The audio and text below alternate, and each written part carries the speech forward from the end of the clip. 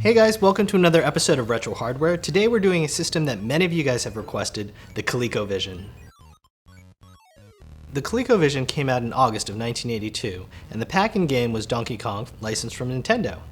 And much like Super Mario Bros. For the Nintendo, or Halo for the original Xbox, Donkey Kong was a killer app for the ColecoVision and was a significant factor in its success. As a funny side note, Coleco paid about $250,000 to license Donkey Kong from Nintendo. Atari, on the other hand, paid $21 million to license the ET game. Gee, I wonder who got the better deal. Here's a brief history of Coleco. Coleco is actually short for the Connecticut Leather Company. The company was founded in 1932 and originally sold leather supplies to shoemakers. Eventually, in the 1960s, they got into the plastics industry and started selling kiddie pools. Finally, in 1976, they got into the video game industry with the Coleco Telstar, which was a Pong-styled game. Coleco was also the company responsible for these guys, the Cabbage Patch Kids. These dolls were huge back during the 80s.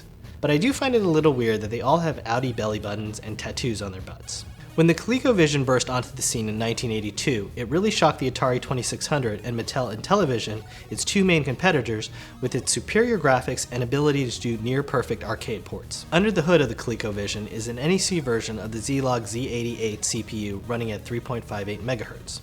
The graphics chip is a Texas Instruments TMS9928A, which is capable of displaying 16 colors. This is actually the same CPU and a graphics chip that powers the MSX computer as well as Sega's early video game consoles. So here's what the system looks like, and here's what the controller looks like. Like the other system of its eras, you can put overlays over the keypad, depending on the game for different control schemes. And what's also nice for storage, you can put the controllers in this little nook over here. One of the cool things about the ColecoVision were its expansion modules. There were 3 released. Expansion Module 1 was the system's most revolutionary, but also the most controversial. The Expansion Module 1 allowed you to play all the 2600 games on the ColecoVision. So think about this. This would be like an adapter on your Xbox 360 that could allow you to play Uncharted or God of War or any other PS3 games. Naturally, Atari wasn't too pleased about this and tried to sue Coleco, but Coleco won the case. Expansion Module 2 was a steering wheel and gas pedal. It also came bundled with the driving game Turbo, so all you driving game fans could enjoy games like Destructor, The Dukes of Hazzard, and Pit Stop.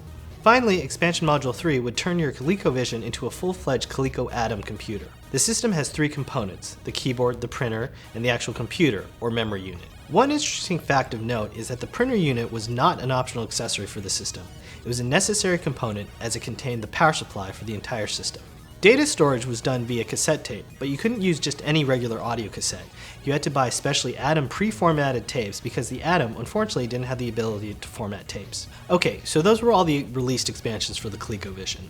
Coleco did plan on releasing expansions like the Super Game module, which would have added a cassette drive to your system. Later, they decided to use the new CED video disc format, which would have offered even more storage. Either way, neither module was released. Coleco was also rumored to have been developing an expansion module that would have allowed you to play Intellivision games on the ColecoVision.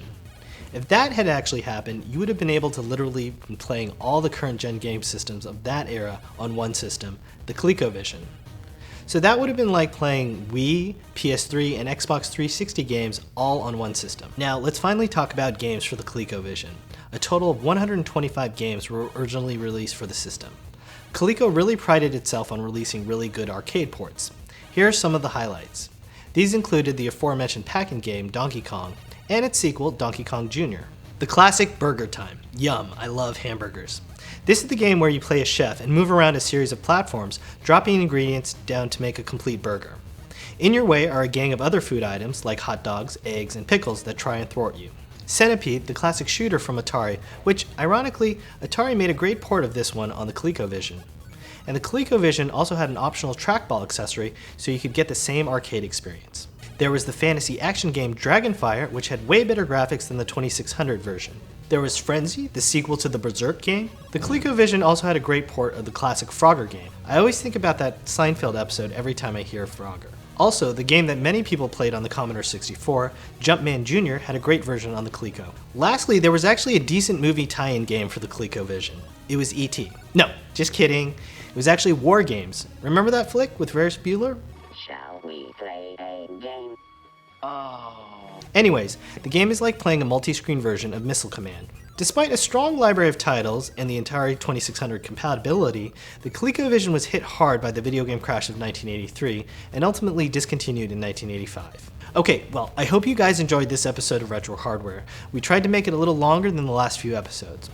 One more thing I want to mention before we end this episode.